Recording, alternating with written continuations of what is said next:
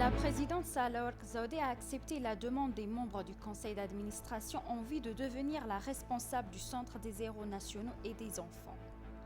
Le vice-premier ministre et ministre des Affaires étrangères Damak Amakonnen a rencontré Moustapha Berraf, président du Comité national olympique africain.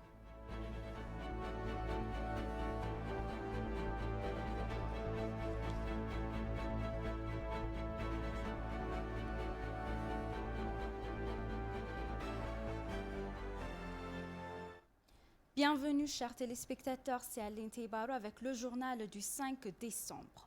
La présidente Sahle-Work Zewde a accepté la demande des membres du conseil d'administration en vue de devenir la responsable du Centre des héros nationaux et des enfants. Le soin des héros est un devoir communautaire, a déclaré la présidente Sahle-Work. La présidente a accepté la demande lorsqu'elle a reçu les membres du conseil d'administration national des héros et des enfants à son bureau. Les membres du conseil ont déclaré que l'association avait été créée pour aider et soigner les héros blessés et leurs familles.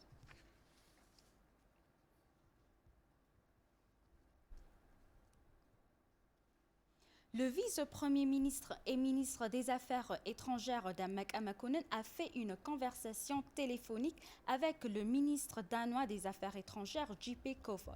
Au cours de la réunion, Damak a parlé de la campagne des forces de l'ordre et de la situation humanitaire dans l'état du Tigray.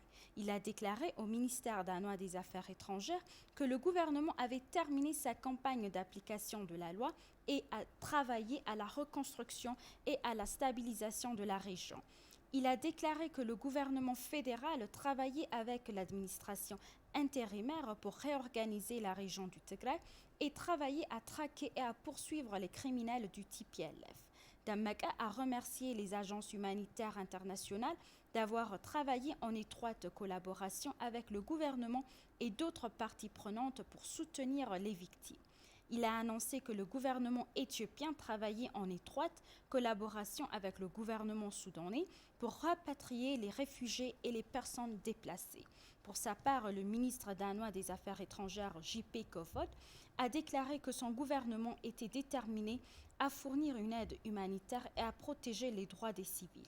Les deux ministres ont discuté des prochaines élections générales en Éthiopie et le gouvernement danois est prêt à apporter son soutien selon le ministère des Affaires étrangères.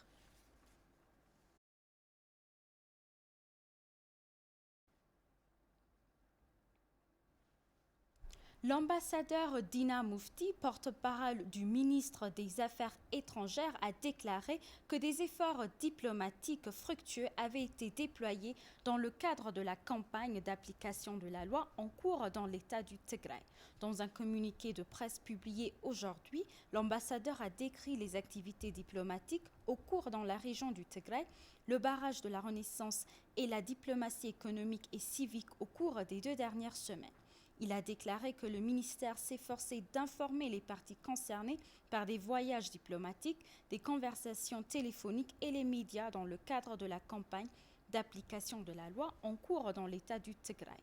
En ce qui concerne le barrage de la Renaissance, il a déclaré que le ministère avait mené à bien les webinaires prévus.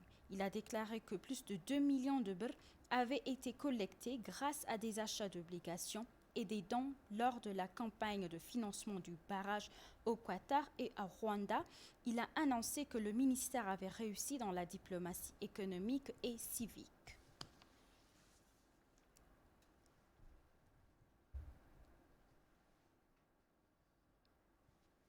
L'ambassadeur d'Éthiopie en Égypte, Marcos Tekle, a informé les ambassadeurs couvrant l'Éthiopie au sujet de la campagne d'application de la loi en cours dans l'État du Tigray. Des ambassadeurs et diplomates des ambassades des Bosnie-Herzégovine et de Croatie, d'Équateur, d'Estonie, de Lettonie, de Malte, du Myanmar, du Népal, du Panama et des Philippines ont participé à la vidéoconférence. L'ambassadeur Marcos Tekle a déclaré aux ambassadeurs que le gouvernement était déterminé à établir un système approprié et inclusif. Il a également parlé de la campagne du gouvernement fédéral pour traduire la loi dans la région du Tigray. Il a déclaré que le gouvernement s'efforçait de fournir l'assistance humanitaire nécessaire aux zones touchées. Concernant le barrage de la Renaissance, il a exprimé la volonté de l'Éthiopie en vue de résoudre les différents parts le dialogue et a exprimé l'espoir que les pourparlers tripartites entamés par l'Union africaine reprendraient. L'ambassadeur Marcos a pour sa part déclaré que la campagne d'application de la loi dans l'État du Tigray s'était achevée avec succès, ajoutant que cela permettrait les bases de la construction d'une véritable démocratie dans le pays. Les participants ont exprimé leur gratitude à l'ambassade d'Éthiopie en Égypte pour avoir fourni des informations claires et précises sur l'actualité éthiopienne, c'est selon FBC.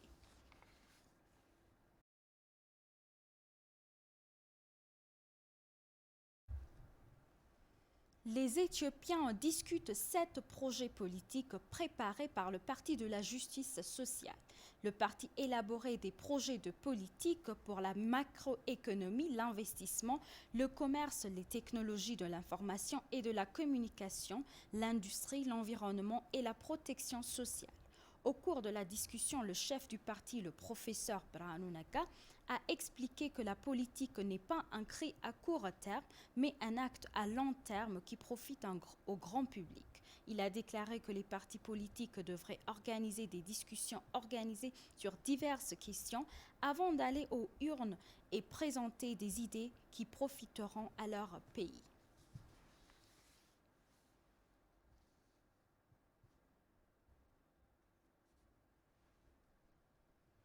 Des membres de la communauté éthiopienne, les Falachas, en Israël et des personnes d'origine éthiopienne se sont rassemblés à Tel Aviv pour soutenir la répression du gouvernement contre la junte TPLF et la lutte de l'armée. Pendant le rassemblement, ils ont scandé des slogans tels que « Gloire à nos forces de défense » pour traduire en justice les responsables du massacre de civils à Maïkadra et pour que le TPLF soit traduit en justice. Les Éthiopiens et les Éthiopiens d'origine éthiopienne ont exprimé leur indignation face aux manifestations au cours des 2 dernières semaines en faveur de la junte et de la répression du gouvernement contre les forces de l'ordre. Au nom du gouvernement, je vous remercie pour votre soutien dans l'application de la loi de notre gouvernement et le respect des forces armées, a déclaré Rata Alamou, plénipotentiaire et envoyé spécial de l'Éthiopie en Israël en réponse à une demande des manifestants devant l'ambassade. Il a déclaré que la campagne d'application de la loi était un grand succès et a réaffirmé l'engagement du gouvernement à traduire en justice les membres de la junte qui sont requis par la loi conformément à la constitution du pays. Il a déclaré que la prochaine priorité du gouvernement est de reconstruire la population du Tigray et les a appelés à se tenir aux côtés du gouvernement pour soutenir ses activités. Les manifestants ont remis 17 200 $ à l'ambassade selon l'ambassade d'Éthiopie en Israël.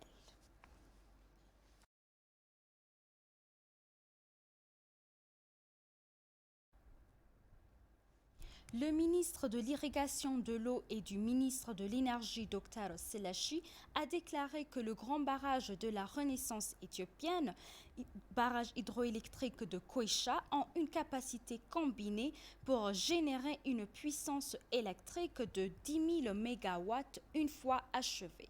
En s'adressant au panel ministériel du symposium ministériel sur l'énergie renouvelable entre le Royaume-Uni et l'Afrique, M. Selashi Bakala a évoqué hier la capacité totale combinée des projets d'énergie renouvelable qui seront achevés dans 5 prochaines années. C'est selon FBC.